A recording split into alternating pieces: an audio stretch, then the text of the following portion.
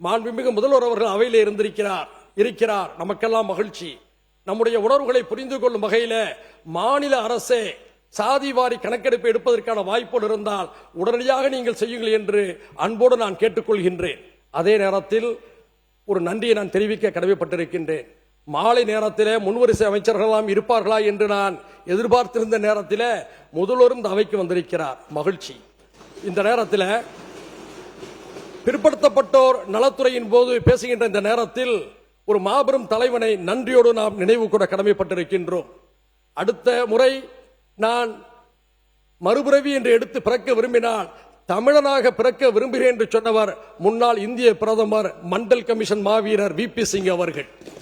அந்த VP சிங்கை இந்தியாவே மறந்திருக்கிறது. எனக்கு என்ன வேதனை என்று சொன்னால், சமூக நீதியை செயல்படுத்தி 27% இடஒதுக்கீட்டை மத்திய அரசுடைய பதவிகளிலே பெற்றுத்தந்த அந்த மாவீரன் இறந்த போது அவருடைய மரணத்தை முக்கியமான பத்திரிகைகள் பெட்டி செய்தியாக வெளியிட்டார்கள். அதே காலகட்டத்தில் ஒரு திரைத்துறை சேர்ந்த ஒரு பிரபலம் இருக்கிறார். அவருக்கு அதே பத்திரிகைகள் தலையங்கத்தை எழுதினார்கள். இடஒதுக்கீட்டை தந்தா 27% இடஒதுக்கீட்டை தந்து மண்டல் கமிஷனை அமல்படுத்தினார் என்ற ஒரே காரணத்திற்காக VP சிங் மறக்கடிக்கப்படுகிறார், இருட்டடிப்புக்கு ஆளாக்கப்படுகிறார். அந்த VP சிங் அவர்களை மதிக்கும் விதமாகத்தான் கடந்த திராவிட மாடல் அரசில அன்றைய முதல்வராக இருந்த அண்ணன் தளபதி MK ஸ்டாலின் அவர்கள் அவருக்கு மரியாதை செய்யும் விதத்தில் ஒரு சிலையை திறந்து வைத்தார். மாண்புமிகு முதல்வர் அவர்களே, நீங்கள் புதிதாக பொறுப்பேற்றிருக்கிறீர்கள். உங்களுக்கும் இந்த கடமை இருக்கிறது. VP சிங்கை இந்தியா மறந்தாலும் தமிழ்நாடு மறக்காது என்பதை நினைவூட்டும் விதமாக தமிழ்நாட்டில் பல்கலைக்கழகம் இல்லாத ஒரு பகுதியை தேர்ந்தெடுத்து ஒரு பல்கலைக்கழகத்தை உருவாக்கி மண்டல் கமிஷன் மாவீரன் VP சிங் அவர்களை பெயரை சூட்டி நீங்கள் மரியாதை செய்ய வேண்டும் என்று இந்த நேரத்திலே நான் கேட்டுக்கொள்கின்றேன். ஏனென்று சொன்னால், சமூக நீதிக்காக தியாகம் செய்பவர்களை திட்டமிட்டு இருட்டடிப்பு செய்யக்கூடிய ஒரு காலகட்டத்தில் அத்தகைய ஏந்தல்களை கொண்டாட வேண்டிய கடமை திராவிட மண்ணான இந்த தமிழ்நாட்டுக்கு இருக்கிறது என்பதை நான் நினைவூட்ட கடமைப்பட்டிருக்கின்றேன். அதே போன்று இந்த துறையை பற்றி பேசுகின்ற பொழுது உண்மையிலேயே மாந்தநேய உணர்வுள்ளவர்கள் அத்தனை பேருமே மகிழ்ச்சியோடு பல கருத்துக்களை நாம் பரிமாறிக் கொண்டிருக்கின்றோம். சில விரும்பத்தகாத விவாதங்கள் நடைபெற்றிருக்கலாம், அவற்றை நாம் கடந்து போக கடமைப்பட்டிருக்கின்றோம். கவிக்கோ அப்துல் ரஹ்மான் அவர்கள் ஒரு கவிதை எழுதியிருப்பார். வரங்களே சாபங்கள் ஆனால் தவங்கள் எதற்காக? வரங்களே சாபங்கள் ஆனால் தவங்கள் எதற்காக? இந்த மாமன்றத்தில் தான் மக்கள் பிரச்சனைகளை ஆரோக்கியமாக கூடி நாம் விவாதிக்க வேண்டும். மக்கள் அதைத்தான் எதிர்பார்க்கிறார்கள். அப்படி வரமாக அமைந்த இந்த மாமன்றத்தில் மக்கள் சபிக்கக்கூடிய அளவுக்கு நாம் நடந்து கொள்ளக்கூடாது என்பதை நாம் அனைவரும் உணர்ந்து கொள்ள கடமைப்பட்டு இருக்கின்றோம். இந்த அவையை நீங்கள் நடுநிலையோடு ஜனநாயக தன்மையோடு நடத்துகிறீர்கள். ஆளுங்கட்சியினரும் உங்களை பாராட்டுகிறார்கள், எதிர்கட்சிகளும் உங்களை பாராட்டுகிறார்கள். அதே நேரத்தில் ஜனநாயக உணர்வுகளை எல்லை கடந்து நீங்கள் அனுமதித்து விட்டால் ஜனநாயகத்துக்கு ஆபத்து வரக்கூடிய ஒரு சூழல் ஏற்பட்டுவிடும். எனவே கட்டுப்பாட்டுடன் நடவடிக்கை எடுக்க வேண்டிய நேரத்தில் கட்சி பார்க்காமல் நீங்கள் நடவடிக்கை எடுக்க வேண்டும் என்று இந்த நேரத்தில் கேட்டுக்கொள்கிறேன். இந்த மானிய கோரிக்கையில் பல்வேறு அறிவிப்புகளை நம்முடைய அமைச்சர் பெருமக்கள் செய்திருக்கிறார்கள். முஸ்லிம் சமுதாயத்துடைய நிலையை பற்றி ஆய்வு செய்த நீதியரசர் ராஜேந்திர சச்சார் அவர்கள் தமிழ்நாடு, கேரளா தவிர எல்லா மாநிலங்களிலும் ஆய்வுகளை நடத்தினார். இறுதியாக அந்த ஆய்வுகளை அவர் சொல்கிறார், இந்தியாவிலே முஸ்லிம்களுடைய நிலை தலித்துகளின் வாழ்நிலையை விட மிக மோசமாக இருக்கிறது என்று அவர் குறிப்பிட்டிருக்கிறார். உயர் சமூகத்தைச் சேர்ந்த ஒரு மாண்புமிக்க ஒரு நீதிபதி அவர்கள் அந்த அறிக்கையிலே சொல்லியிருக்கிறார், ஒவ்வொரு மாநிலத்திலும் இந்த கமிஷனை நீங்கள் அமல்படுத்தி முஸ்லிம் சமுதாய மக்களுடைய மேம்பாட்டுக்கு பாடுபட வேண்டும் என்று சொல்லியிருக்கிறார். அந்த அடிப்படையில் அந்த நீதியரசர் சச்சார் அவர்கள் பரிந்துரைத்த ஈக்குவல் ஆப்பர்ச்சுனிட்டி கமிஷன், சம வாய்ப்பு ஆணையம் ஒன்றை நீங்கள் உருவாக்க வேண்டும் என்று கேட்டுக்கொண்டு அந்த பரிந்துரைகளை தமிழ்நாட்டிலே அமல்படுத்துவதற்காக 100 கோடி ரூபாய் ஒரு சிறப்பு நிதியை நீங்கள் ஒதுக்க வேண்டும் என்று இந்த நேரத்தில் நான் அன்போடு கேட்டுக்கொள்கிறேன். அதே போன்று அயல் நாடுகளுக்கு தாழ்த்தப்பட்ட சமூக மாணவர்களும் இஸ்லாமிய சமூக மாணவர்களும் படிக்க சென்றால் அவர்களுக்கு 36 லட்சம் ரூபாய் வரை உதவி தொகைகள் கிடைக்கிறது. அதே வாய்ப்பை ஏழை கிறிஸ்தவ மாணவர்களுக்கும் வழங்கிட இந்த அரசு ஆவணம் செய்ய வேண்டும் என்று கேட்டுக்கொள்கிறேன். ஏற்கனவே இந்த அவையில் பேசியிருக்கின்றேன். 14 ஆண்டுகளை நிறைவு செய்த ஆயுள் சிறைவாசிகளை சாதி மத வழக்கு பேதமின்றி நீங்கள் முன்விடுதலை செய்ய வேண்டும் என்று வலியுறுத்தியிருக்கின்றேன். அவர்களெல்லாம் சிறை விடுப்பு கேட்டு விண்ணப்பித்திருக்கிறார்கள். அவர்களுடைய விடுதலையை தயவு செய்து விரைந்து வழங்க நீங்கள் ஆவணம் செய்ய வேண்டும் என்று கேட்டுக்கொள்கிறேன். அதே போன்று தமிழ்நாட்டில பட்டா இடத்தில் அவரவர் சொந்த இடத்தில தேவாலயங்களையும் பள்ளிவாசல்களையும் கட்டுவதற்கு முயற்சிகளை செய்கின்ற பொழுது அதற்கு சில தீய சக்திகள் இடையூறு வழங்குகிறார்கள். எனவே இந்த விஷயத்தில் பட்டா இடங்களில் அவருடைய சொந்த இடங்களில சட்டப்பூர்வமாக அனுமதி பெற்று அவர்கள் மசூதிகளை தேவாலயங்களை கட்டிக்கொள்வதற்கு எந்த ஒரு இடையூறும் இல்லாத அரசாணையை நீங்கள் பிறப்பிக்க வேண்டும் என்று இந்த நேரத்திலே கேட்டுக்கொள்கிறேன். சிறந்த திரைப்படங்களை தேர்வு செய்து விருது வழங்கக்கூடிய ஒரு கலாச்சாரம் தமிழ்நாட்டில் இருக்கிறது. அந்த அடிப்படையில் சிறை என்ற திரைப்படத்திற்கும் ஹபீபி என்ற திரைப்படத்திற்கும் சிறந்த விருதுகளை வழங்க தமிழக அரசு ஆவணம் செய்ய வேண்டும் என்று இந்த நேரத்தை கேட்டுக்கொள்கிறேன். வறுமை ஒழிப்பு பற்றி பேசிக் கொண்டிருக்கின்றோம். தமிழ்நாட்டை சேர்ந்த ஒரு தமிழரை டாட்டாவும் பிர்லாவும் கொண்டாடினார்கள். அவர் யார் என்று சொன்னால் முத்தமிழறிஞர் கலைஞர் அவர்களுக்கும் மக்கள் திலகம் எம்ஜிஆர் அவர்களுக்கும் நெருக்கமான நண்பராக இருந்தார். அவர் பெயரை மையமாக வைத்துதான் கவிஞர் வாலி அவர்கள் மேரா நாம் அப்துல் ரஹ்மான் என்ற பாட்டை எழுதினார். அவர்தான் கீழக்கரையை சேர்ந்த BS அப்துல் ரஹ்மான். அவர் தமிழ்நாட்டை சேர்ந்த 1,00,000க்கு மேற்பட்ட குடும்பங்களுடைய வறுமையை போக்கும் வகையில வளைகுடாவிலே அவர்களுக்கெல்லாம் வேலை வாய்ப்பை ஏற்படுத்தி தந்தார். அவருடைய பெயரால் தான் BS அப்துல் ரஹ்மான் கெரசன் பல்கலைக்கழகம் இருக்கிறது. அவரை சிறப்பிக்கும் வகையில பாருங்களேன் 9 நிமிடங்கள் தான் ஆகியிருக்கிறது. இதுதான் சமூக நீதியா? சமூக நீதி சார்ந்த ஒரு மாநில பொழுது சர்ச்சைகளை பேசினேனா, உங்களுக்கு யாருக்காவது சங்கடத்தை ஏற்படுத்தக்கூடிய வகையில பேசினேனா? நீங்கள் தானே சமூக நீதியை வழங்க வேண்டும்.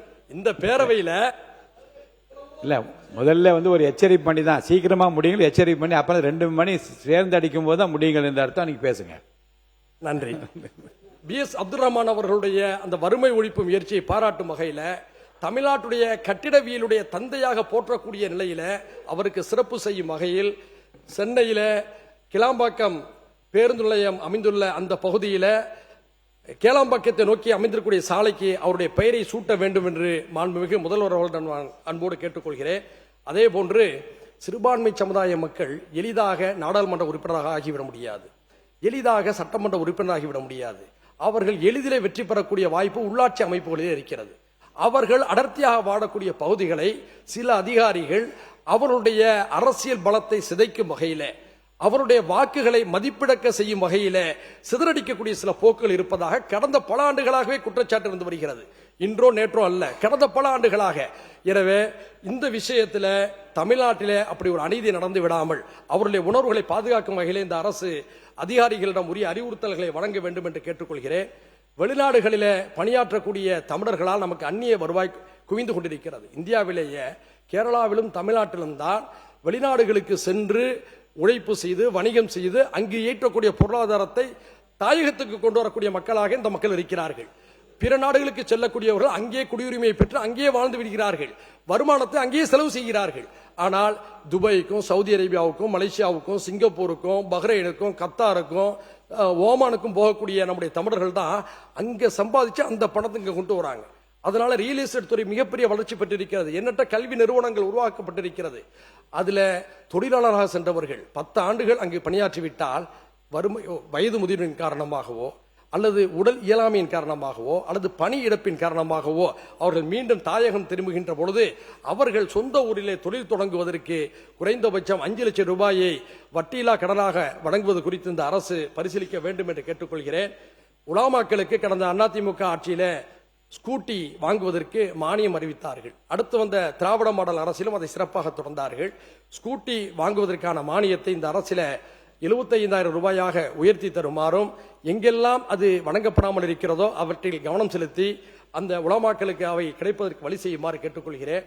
அடுத்து மிக முக்கியமான ஒரு கோரிக்கை, இன்னைக்கு தொகுதி மேம்பாட்டு நிதி பொதுமக்களால் மிகப்பெரிய அளவில் சட்டமன்ற உறுப்பினர்கள் நோக்கி வர வைப்பதற்கு ஒரு காரணமாக இருக்கிறது. 3 கோடி ரூபாய் என்பது இன்றைய விலைவாசி உயர்வில் போதுமானதாக இருக்காது. எனவே சட்டமன்ற உறுப்பினர்களுக்கான தொகுதி மேம்பாட்டு நிதியை 10 கோடி ரூபாயாக உயர்த்தி வழங்கிட இந்த அரசு ஆவணம் செய்யுமாறு கேட்டுக்கொள்கிறேன். கட்சி சார்பற்று பாத்தீங்களா, வேற ஏதாவது பேசணும்னா ஒன்னு ஆளுங்கட்சி சார்ந்தவங்க பேசுனா ஆளுங்கட்சிக்காரவங்க மட்டும்தான் மேஜையை தட்டுவாங்க, எதிர்கட்சி பகுதியை சேர்ந்தவங்க பேசுறாங்கன்னா எதிர்கட்சி சேர்ந்தவங்க மட்டும்தான் மேஜையை தட்டுவாங்க. இதை எல்லாரும் சேர்ந்து ஆதரிக்கிறாங்கன்னு சொன்னோம்னா மக்களுடைய பிரச்சனைகளுக்கு மக்களுடைய வரிப்பணத்திலிருந்து உதவி செய்யக்கூடிய ஒரு வாய்ப்பை அரசு வழங்குகிறது. அதை நீங்கள் 10 கோடி ரூபாயாக உயர்த்தி தருவதற்கு ஆவணம் செய்யுமாறு கேட்டுக்கொள்கிறேன். முடிச்சிடுறேன். இந்திய இலங்கை கடலோர பகுதிகளில் 2 நாடுகளுடைய மீனவர்கள் மீன்பிடித்துக் கொண்டிருக்கின்ற போது பல சச்சரவுகள் வெடிக்கிறது. தமிழ்நாட்டு மீனவர்களை இலங்கையுடைய கடற்படை பல நேரம் தாக்குகிறது. மிகப்பெரிய இன்னலுக்கு தொடர்ந்து நம்முடைய தமிழ்நாட்டு மீனவர்கள் ஆளாகி வருகிறார்கள். இதற்கு ஒரு முற்றுப்புள்ளி வைப்பதற்காக நம்முடைய தமிழ்நாடு அரசு ஒன்றிய அரசுக்கு ஒரு வலியுறுத்தலை செய்ய வேண்டும். இந்திய இலங்கை கடற்பகுதியில் இந்திய கடற்படைக்கு சொந்தமான ரோந்து கப்பல்களை தினமும் 2 முறையாவது வலம் வர செய்தால் அது நம்முடைய தமிழ்நாட்டு மீனவர்களுக்கு ஒரு மிகப்பெரிய பாதுகாப்பை ஏற்படுத்தும் என்று இந்த நேரத்தில் கேட்டுக்கொண்டு, நிறைவாக ஒரு விஷயம், குறிப்பாக உங்கள் சம்பந்தப்பட்ட விஷயம், இங்க இருக்கக்கூடிய சட்டமன்ற உறுப்பினர்கள்ல ஒரு 20 to 30 பேர் தினமும் விடுதியிலிருந்து சட்டமன்றத்துக்கு வருவது வந்து பேருந்துகள்ல. பல பேருக்கு இப்ப எனக்கு சொந்த கார் இருக்கு, இருந்தாலும் நான் ஏன் பேருந்துல வரேன்னு சொன்னா, பேருந்துல வருகின்ற பொழுதுதான் சக சட்டமன்ற உறுப்பினர்களோடு கட்சி சார்பற்று கலந்துரையாட முடிகிறது. அதில் வரக்கூடிய பணியாளர்களோடு உரையாடி பல விஷயங்களை தெரிந்து கொள்ள முடிகிறது. அப்படிப்பட்ட அந்த ஏற்பாடு நல்ல ஏற்பாடு. ஆனா ஒரு பேருந்துக்கு 40 இருக்கைகள் இருக்கு, 5 பேருந்து எதுக்கு நமக்கு வீண் செலவு?